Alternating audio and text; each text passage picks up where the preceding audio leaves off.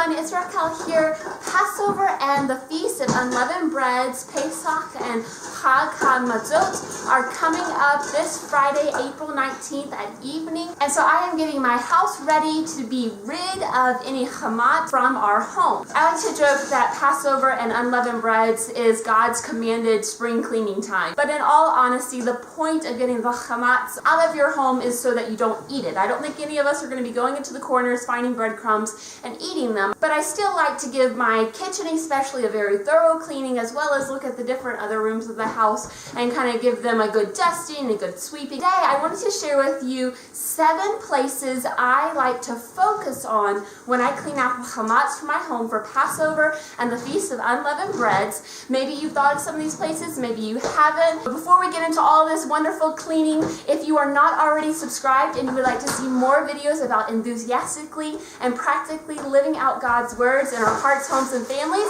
please consider subscribing. Okay, let's get to it. While I am cleaning out my home, please let me know in the comments what areas you focus on in getting the chametz out of your home, so that maybe we can help each other if we're missing an area. All right, let's get to. The first place to examine for leaven is our own hearts, which is perhaps where leaven hides best. Paul says in 1 Corinthians chapter 5, verses 7 through 8, "Purge out therefore the old leaven, that ye may be a new lump, as ye are unleavened. For even Messiah our Passover is sacrificed for us. Therefore, let us keep the feast, not with old leaven, neither with the leaven of malice and wickedness, but with the unleavened bread of sincerity and truth." Which is such a good reminder also for this season of Passover, because there can be so much division over the different opinions about how to keep and observe Passover. Even in this video, I might say things, you might see things that you don't agree with. But let's just strive to keep this feast with sincerity and truth. Leaven purge number 2 is the freezer. I am looking specifically for any chametz, that is leavened bread, or any leaven of bread. Exodus chapter 13 verse 7 says, "And there shall no leavened bread, chametz, be seen with thee, neither shall there be leaven seen with thee in all thy quarters."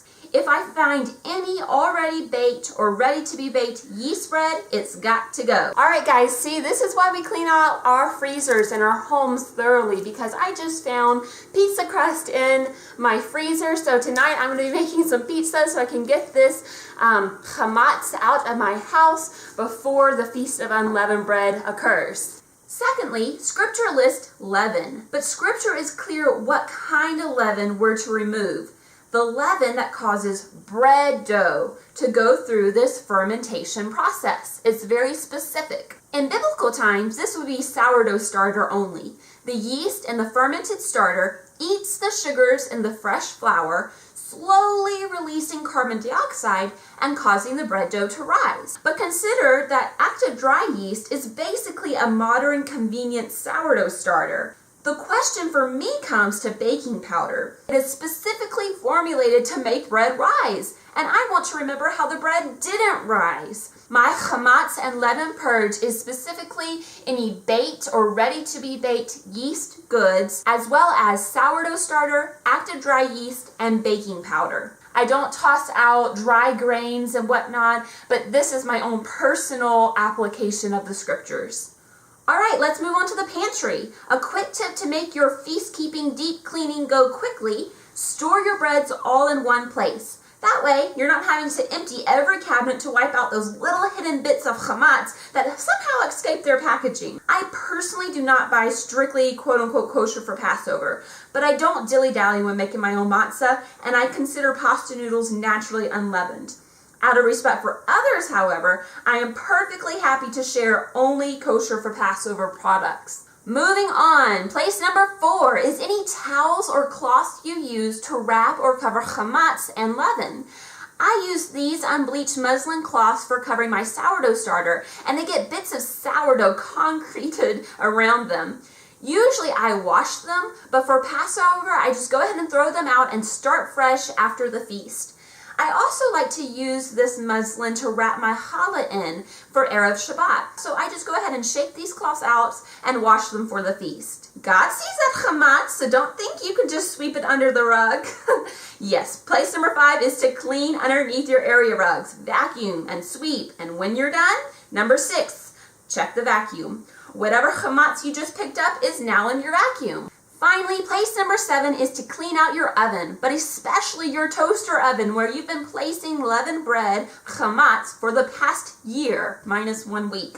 So what do I do with all this chametz and leaven?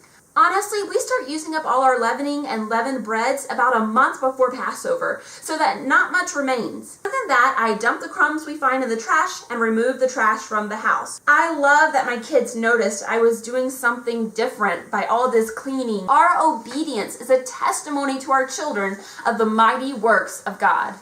Okay, here we have the only 2 things that I had in my home that I am counting as chametz to be rid from my home for Passover and unleavened bread, a yeast pizza dough, and some of these little breakfast cracker things. They have baking soda in them, and normally I don't take out baking soda from my home, but because they are specifically like a baked bread, I don't know what the baking soda would be for otherwise, so I'm just going to go ahead and remove it.